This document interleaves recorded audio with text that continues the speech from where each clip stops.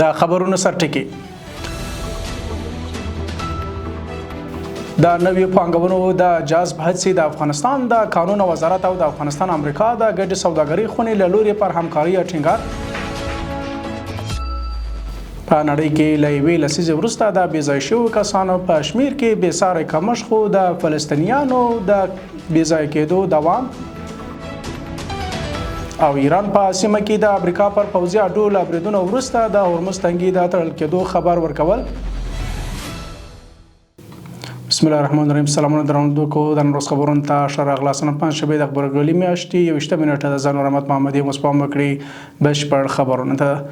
د قانون او پټرولیم وزارت د پالیسي او برنامو مرستیال عبدالرحمن قانت د افغانستان او امریکا سوداګرۍ ګډې خونې له رئیس جفري ګریګو سره وکتل.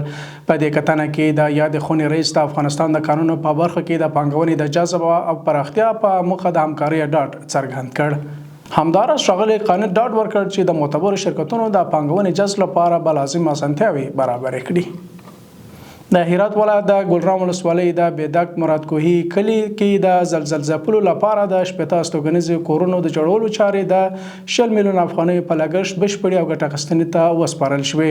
دغه کورونه د افغاني سرې میاشتې ټولنې له لوري جوړ شوي دي او د هغو د چارو په بشپړېدو سره 420 زلزله ځپلو ته د استوګنې زمینه برابره شوې ده.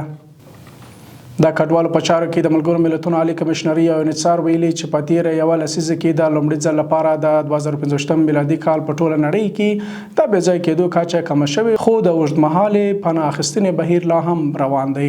رویټرز د یادې کمشنري له قوله راپور ورکړی چې تیر کال 15.4 میلیونه کسانو د جګړې او نورې ځورونې له امله خپل کورونه پرېښي دي. د راپور پر بنسټ نړۍ کې د پناه غوښتونکو ټولیز شمېر 41.8 میلیونه تنو ته لوړ شوی چې له دې ډلې 6 میلیونه یوازې فلسطینیان دي.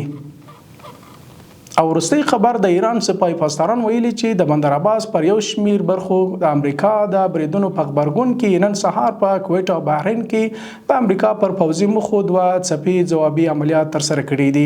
سپاه پاسداران زیاته کړي چې د دې عملیاتو پر مهال علي سالم، احمد جابر و شیخ عیسی هوایي اډو کې د امریکایي ځواکونو اړوند 18 موخې په نښه شوي چې په بریالیتوب سره ویشتل شوي او له منځه تللي دي. دا په داسې حال کې ده چې د ایران د ختم الانبیا مرکزي اډې اعلان کړی چې د هرمزګان ولایت په ځینو جنوبي سیمو کې د امریکا د پوځي ځواکونو له بریدونو وروسته او په سیمه کې د ناامنۍ له امله هرمز تنګی د هر ډول نفت لیږدونکو او سوداګریزو بیړیو د تګ راتګ پر مخ تړل شوی دی او هر ډول تګ راتګ به په نښه شي. درنوونکو دا و د نن ورځ خبرونه له ملتیا مننه. تر بیا مو الله مل شه.